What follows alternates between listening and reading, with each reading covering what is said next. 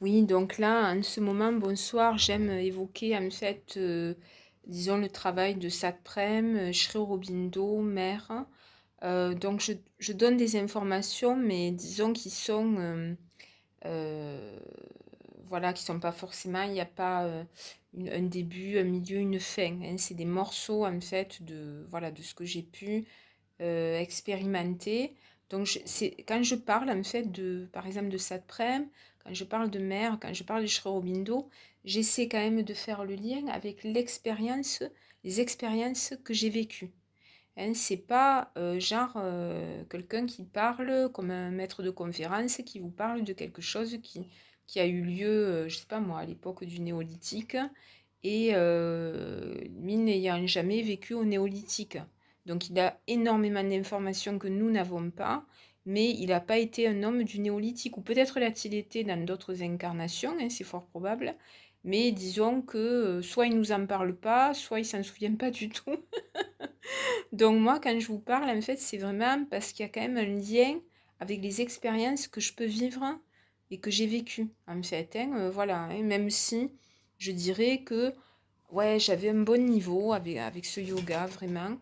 Et puis après, bon, comme j'ai fait n'importe quoi et que je suis abrutie, hein, il y a des morceaux de moi qui sont extrêmement abrutis. C'est pas pour me dévaloriser, hein, mais c'est vrai. Donc vraiment vécu des choses très, très, très, très puissantes et très, hélas, belles et spirituelles et très raffinées. Mais une partie de moi était complètement con. Donc voilà, hein, ça a flingué quand même une bonne partie du yoga, même si tout n'est pas perdu. Bon, c'est comme ça. Mais voilà, je peux quand même parler du yoga de Mère Shri Aurobindo et de l'expérience de Satprem parce qu'il y a du vécu, en fait, il y a une intégration quand même d'une partie du travail, même si, hélas, je suis pas du tout.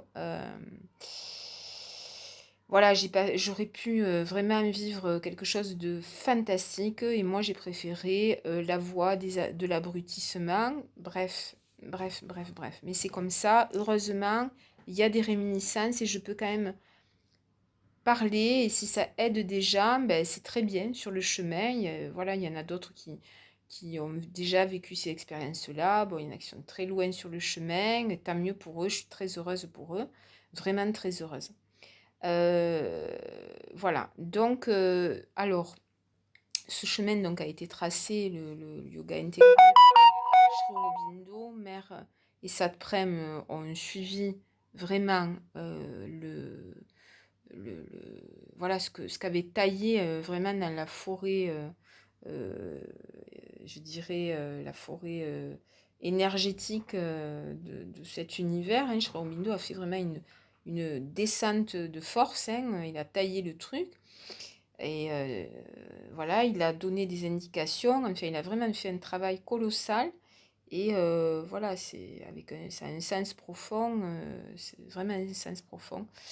Et voilà, à son échelle, quoi, qui est quand même assez puissante, même si je dois dire que quand même, le Christ est le patron, quoi. Enfin, il y a Dieu, il y a le Christ, et après, il y a des êtres spirituels puissants qui ont tracé des routes qui permettent d'accéder au divin, de travailler pour le divin, vous voyez. Mais bon, voilà, c'est le supramental, c'est une partie de l'évolution divine, mais très importante, très, très, très importante. Bon, voilà.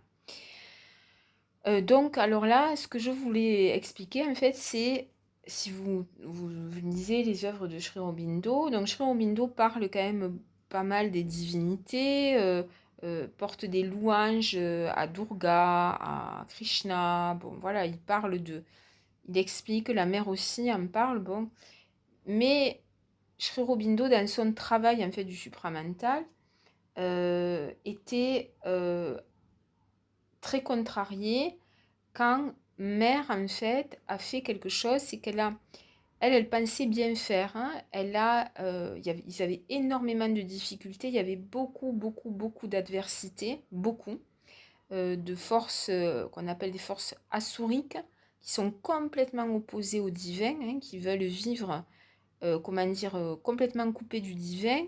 et qui font tout pour obstruer totalement toute tentative de la part des êtres spirituels qui sont vraiment au service du divin et de l'humanité pour une évolution vers une vie beaucoup plus harmonieuse, beaucoup plus spirituelle et surtout beaucoup plus en contact avec l'amour. Hein, parce que là, on regarde les infos, bon, on comprend que, voilà, hein, mais même si c'est pas représentatif de toute l'humanité, mais il y a quand même un vrai problème, quoi, hein, un vrai problème.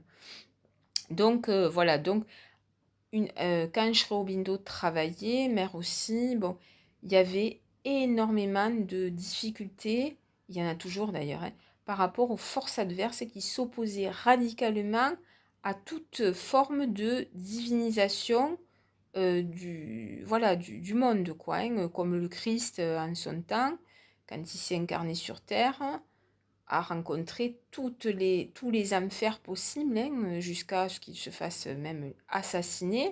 Bon, après, il est ressuscité, bon, ça c'est une réalité, hein. Mais disons qu'il n'était pas venu pour se faire assassiner, hein. Il était venu pour porter une parole très puissante et pour, comment dire, réaliser le divin, donner une possibilité à l'humanité d'aller sur un chemin spirituel, hein. Quand il est arrivé, l'humanité était vraiment dans des difficultés infernales, donc c'était vraiment un sauveur, quoi, hein. Et il a rencontré tous les enfers possibles. Et il n'était pas venu pour vivre l'enfer. Mais simplement, voilà, il y a eu des obstructions et des obstructions. Et pour Sri Aurobindo et son travail, ça a été la même chose. Et ils ont rencontré tout le temps c'était tout le temps des enfers. Il y avait des moments de grâce extrêmes, heureusement. Mais disons qu'il y avait tous les moments de, voilà, de violence, de haine, d'adversité, de tout ce que vous voulez. Et donc, Mère a dit, ok, donc c'est trop compliqué, donc je vais essayer de, comment dire, je vais entrer en contact, parce qu'elle était très très en contact avec les mondes célestes, Sri Aurobindo aussi, hein, mais elle a dit, je vais vraiment entrer en contact avec les divinités, qui sont une réalité concrète, hein, pour c'est-à-dire divinités de l'Inde, hein, qui sont, vous en avez énormément, hein, Kali, Durga, Krishna, bon, voilà. Et alors, Krishna, ça va, hein, mais elle avait fait appel aussi à Shiva, bon. Et Sri Aurobindo, donc ces divinités-là, elle est allée les contacter pour qu'elles collaborent pour détruire en fait les forces assouriques qui pesaient sur le travail. Et Sri Aurobindo était contrarié par ce qu'avait fait Mère, hein, qui avait ouvert finalement une porte, euh, croyant bien faire en fait pour accélérer le travail et dégager en fait toutes les forces d'obscurité. Et Sri Aurobindo était contrarié et donc bon, il a dit il faut refermer toutes ces portes-là. Ça a été refermé, mais ça reste encore quand même un peu ouvert à certains endroits. Enfin bon. Et Mère ne comprenait pas. Et Sri Aurobindo a expliqué à Mère, hein, qui savait déjà quand même pas mal de trucs, mais là, elle n'avait pas réalisé. Et Sri Aurobindo lui avait dit, voilà, les divinités, en fait, pour une partie d'entre elles, ne veulent pas, comment dire, se soumettre à Dieu, au divin, à la source divine. Et donc, le fait de les appeler, elles vont peut-être aider, hein, mais par exemple, Shiva, lui, est complètement coupé du divin, de la source divine, vraiment spirituelle. Pourquoi? Parce que lui, il veut être Dieu, en fait. Voilà, hein, comme Lucifer veut être Dieu, ben Shiva, c'est pareil. Et donc,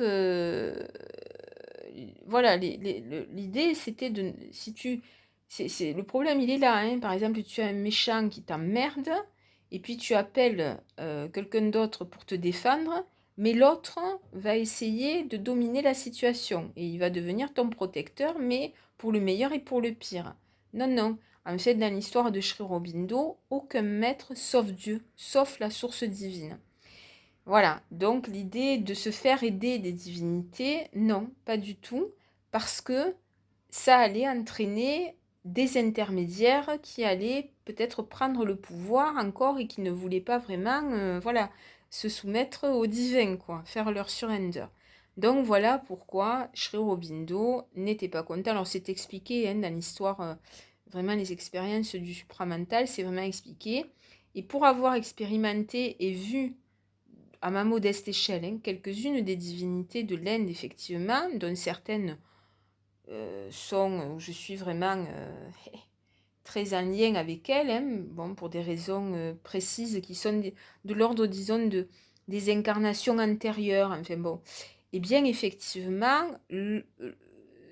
non, c'est pas une bonne idée. C'est-à-dire que quand, même pour vous, hein, si vous êtes dans la pratique du yoga de Mère Shri Aurobindo, puis j'ai rencontré des gens qui étaient, qui priaient des divinités de l'Inde, qui faisaient le yoga de Mère Shri Aurobindo, et puis qui se retrouvaient dans la mouise après, parce que finalement, c'était plus vraiment le yoga de Mère Shri Aurobindo. Donc ça, c'est des choses qui peuvent arriver. Du coup, quand on fait ce yoga-là, c'est vraiment aucun maître sauf Dieu.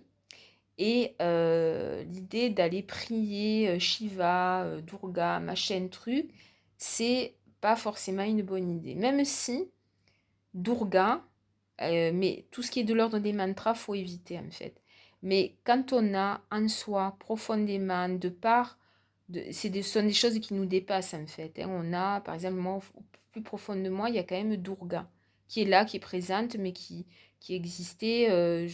Enfin voilà, certainement dans d'autres incarnations, j'avais déjà ça, hein, cette racine-là. Donc c'est comme ça, c'est fait, c'est là. Hein. Après, l'idée, il faut réussir à le transformer, ce qui n'est pas une mince affaire, hein, parce que c'est vraiment très enraciné, c'est une forme de protection au niveau de notre système de défense archaïque, enfin, c'est très particulier. Mais voilà, quand vous êtes dans le yoga de Mère Shri Aurobindo, quand Shri Aurobindo n'était pas très content en fait de... Voilà, ne le faites pas. C'est-à-dire ne commencez pas à réciter des mantras à la gloire de Durga, à la gloire de Kali, à la gloire de Parvati, même à la gloire de Krishna. Hein, l'idée, c'est de vraiment suivre le yoga de Mère Shri Aurobindo si vous le faites et de réciter plutôt les mantras de Mère Shri Aurobindo. Mais c'est vrai que des fois, il y a une grande difficulté et parce que on a une affinité, on a des affinités parfois, eh bien, on aurait tendance à partir sur... voilà, bon, c'est... c'est ces trucs à pas faire en fait.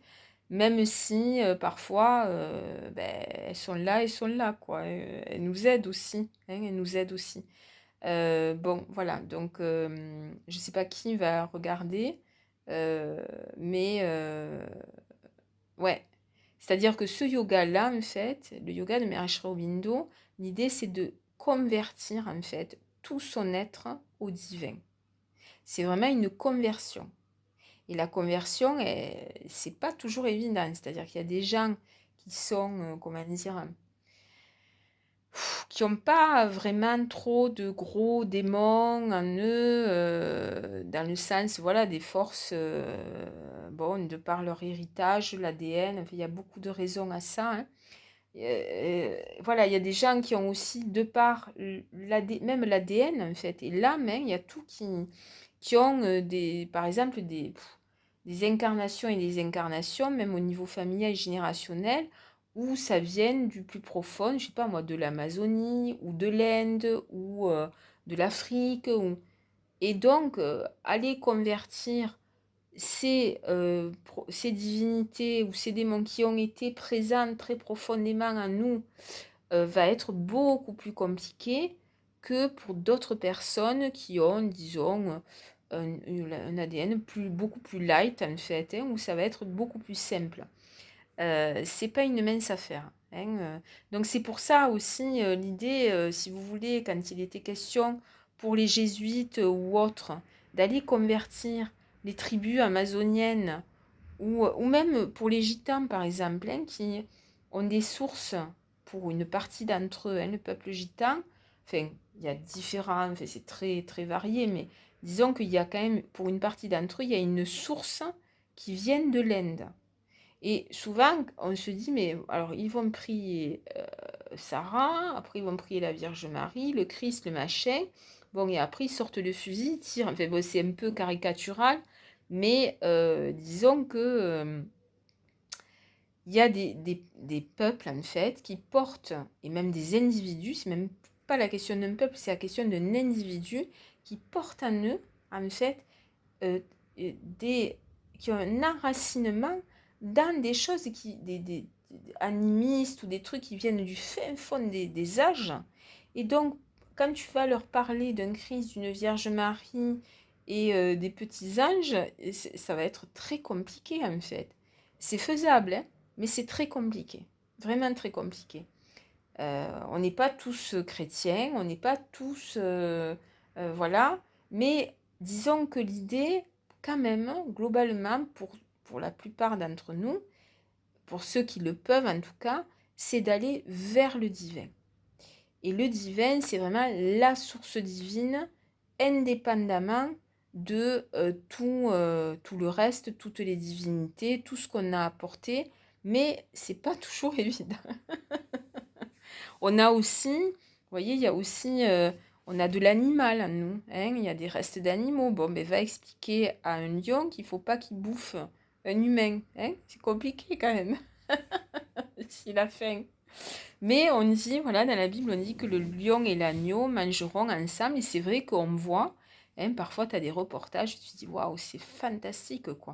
Ou tu as un tigre qui a une histoire d'amour avec une antilope, quoi. Enfin, voilà, qui s'aiment de manière chaste, mais non, mais c'est beau, quoi. C'est vraiment beau, mais c'est rare, hein. C'est rare, hein.